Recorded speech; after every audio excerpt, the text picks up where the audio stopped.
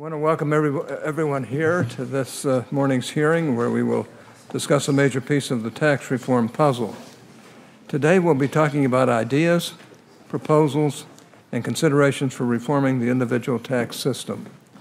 While we have had countless hearings on tax reform in recent years, today's hearing is the first in what I hope will be a series of hearings leading up to an intensive effort of this committee to draft and report comprehensive tax reform legislation.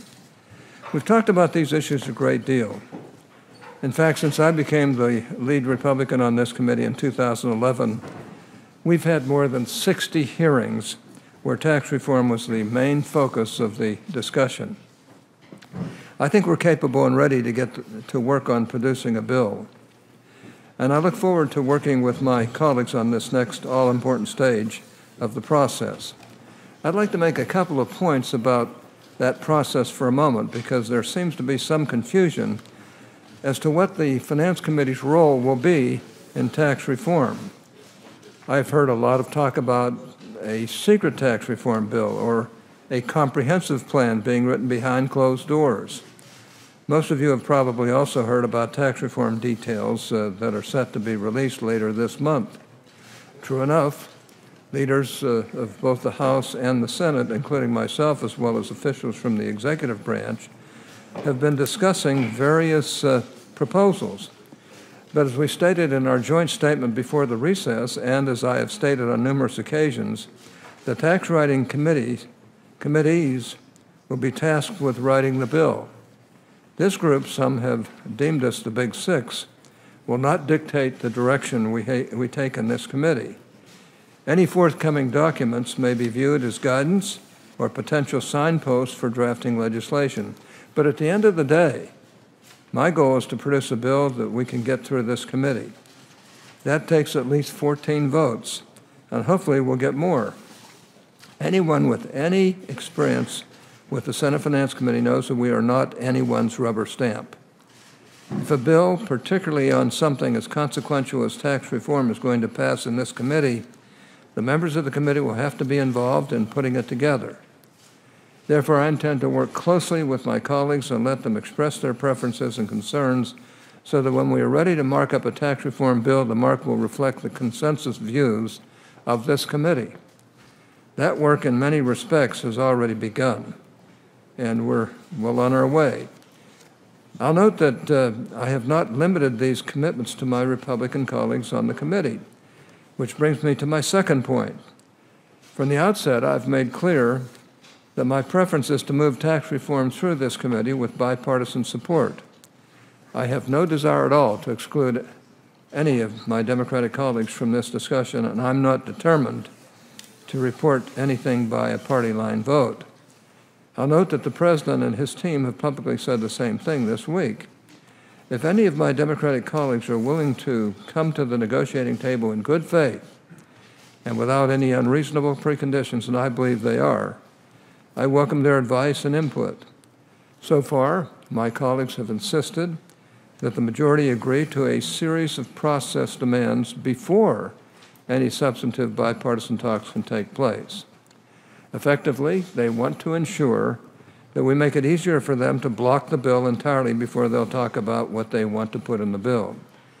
Now, that seems kind of counterintuitive to me, and in my view, it is unreasonable. Furthermore, I don't recall either side ever offering such a concession when they were in the majority.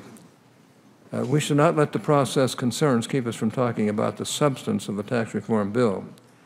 And my hope is that my colleagues on the other side will put these demands aside and let us begin searching for common ground on these important issues. Those threshold matters aside, let me talk about today's hearing. One argument that rears its ugly head in every tax reform debate is the claim that proponents of reform want to cut taxes for the uber-rich and give additional tax breaks to greedy corporations. We've heard that argument repeated in the current debate. And while these claims are about as predictable as the sunrise, they are simply not true. While I can't see into the hearts of every member of the Congress, I truly don't know of a single Republican who, when thinking about tax reform, ask themselves what they can do to help rich people. That has never been our focus, and it is not our focus now. In fact, an argument can be made is that the other side has helped the rich more than we have. Instead, we are focused squarely on helping the middle class, and recent proposals to reform the individual tax system reflect that. For nearly a decade now, middle-class families and individuals have had to deal with a sluggish economy, substandard wage growth, and a growing detachment from labor markets. Tax reform, if it's done right, can help address those problems and provide much-needed relief and opportunity for millions of middle-class families. That, once again, is our goal in tax reform. It is, in fact, a driving force behind our efforts. Let's talk about a few specific proposals. Under our tax code, individual taxpayers or married couples can opt to either take the standard deduction or itemized deductions to lower their tax burden. Currently, about 2/3 of all U.S. taxpayers opt to take the standard deduction. These are often low to middle income taxpayers. One item that has been central to a number of tax frameworks is a significant expansion of the standard deduction, which would reduce the tax burden for tens of millions of middle-class families and eliminate federal income tax liability for many low to middle income Americans. I'll note that this is not only a Republican idea. In fact, a few years back, our ranking member introduced legislation that would have nearly tripled the standard deduction, and I commend him for it. This is the very definition of middle-class tax relief, and it goes beyond direct tax and fiscal benefits. With a significantly expanded standard deduction, the tax code would immediately become much simpler for the vast majority of middle-class taxpayers, and that is no small matter. Currently, American taxpayers, both individuals and businesses, spend about 6 billion hours, that's with a B, and nearly $250 billion a year complying with tax filing requirements.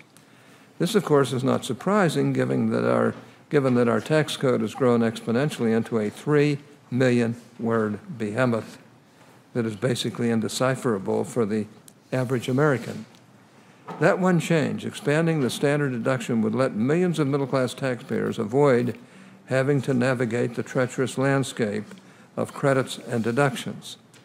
Combined with other ideas, including a significant reduction in the number of credits and deductions in the tax code and a radically simplified rate structure, this approach will save middle-class families both time and money. I expect there to be some disagreements about what credits and deductions to keep and which to repeal in the name of tax simplicity, efficiency, and, of course, fairness. I expect we'll air some of those differences of opinion here today. There are other tax reform proposals under discussion that will help the middle class. For example, an increase and enhancement of the child tax credit would benefit middle and lower income families almost exclusively. And by reducing barriers and disincentives for savings and investment, we can expand long-term wealth and improve the quality of life for those in the middle class. Now, these are some of the central ideas being discussed to reform the individual tax system. And in virtually every case, the primary beneficiaries of these proposals would be middle-class taxpayers. I know that there are Democrats who support these type of reforms. As I mentioned earlier, I hope we can recognize this common ground and find ways to collaborate in the broader tax reform effort.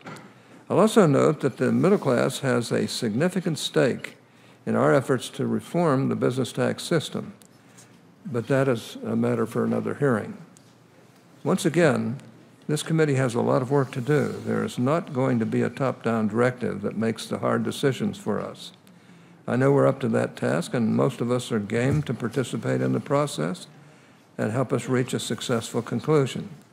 Now, before I turn to my distinguished counterpart, Senator Wyden, I want to say that I hope we can have a productive discussion of options to reform taxes for individuals and not a debate on so-called, quote, plans, unquote, based on outside analysts' conjectures and assumptions.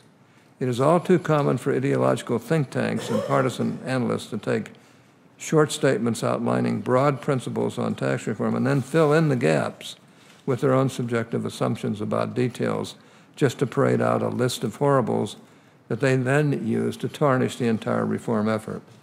Let us discuss real ideas and proposals, keeping in mind that the Finance Committee will not be bound by any previous tax reform proposals or framework when we start putting our bill together.